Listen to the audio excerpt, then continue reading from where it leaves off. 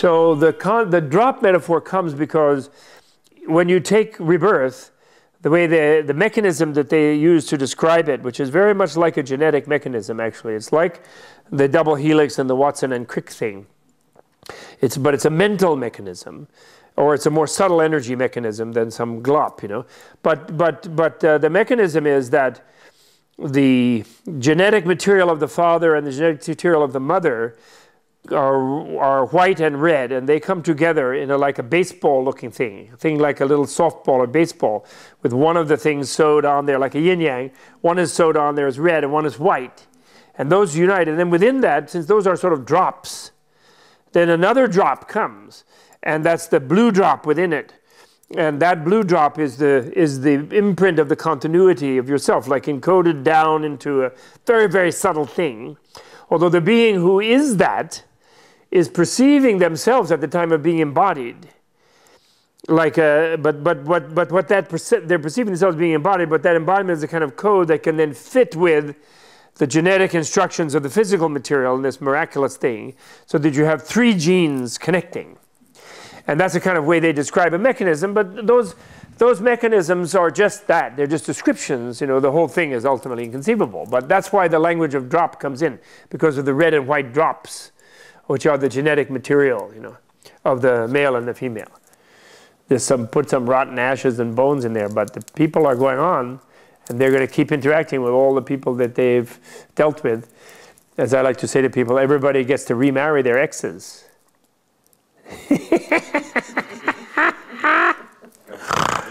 Americans really freak out over that one. I do too. I have an ex. So anyway, that's the indestructible drop. Something along those lines. There's many other terms for it. Sometimes the people call it the Buddha nature, because although that continues as a self-separated, you know, carrying some vestiges of ignorance and desire, and then the secondary desire and hatred that come out of ignorance, ignorance being the ignorance of being separate from everything else.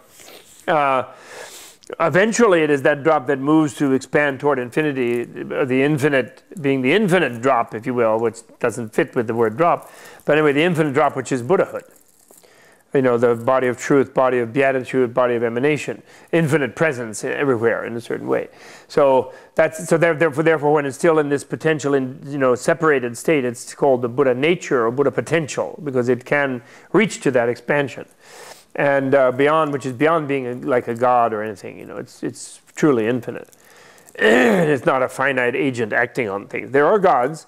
It's wrong when people say Buddhism is atheistic. It is not. I call it infinitheistic, is what I call it. It's not monotheistic, it's not polytheistic, it's infinitheistic. Is a proper term for it. Because there are plenty of ordinary gods who are still egocentric in the sense that they create things and they think they're doing them and responsible for them. Some are more or less responsible. And they have a really good time. But, you know, when they get to the end of their trillion-year good time, then to them it's just a moment, and then they're impermanent, and then they suffer terribly when they lose that heavenly condition, they say, you know. They say apparently after you've been God for a long time, when you fall to being more vulnerable to things, you really freak out, apparently. It's apparently a big freak out. Yeah, lucid dreaming is a really cool thing. Lucid dreaming is where one rehearses for the between stages, and because lucid dreaming is the dream between waking and reawakening, you know, falling asleep and reawakening. Falling asleep, and actually there's a way of practicing it like that, where falling asleep is like death, the death process. And if you study the Tibetan Book of the Dead, Western title, Book of Natural Liberation, and there's a very important practice where you visualize yourself going through the 8 stages of dissolving from hallucinations, smoke, sparks, candle flame, moonlight, sunlight, dark light, clear light. You go through those 8 stages as you fall asleep. And you remember to do that, but you do it when you awake too, and you visualize yourself dissolving. And clear light is where you're transparent and you're non-different from everything else, but you're aware of it all. You are it as awareness in some way.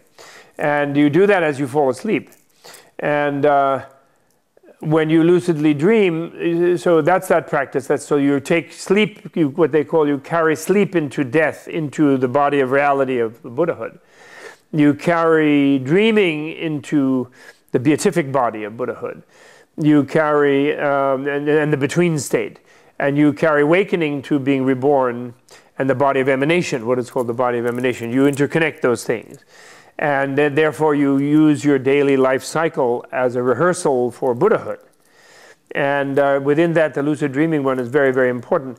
However, there's a few caveats about lucid dreaming, which is that since in lucid dreaming, it is, and in the between, what emerges to drive your experience in normal dreaming is what your unconscious impulses and deep things.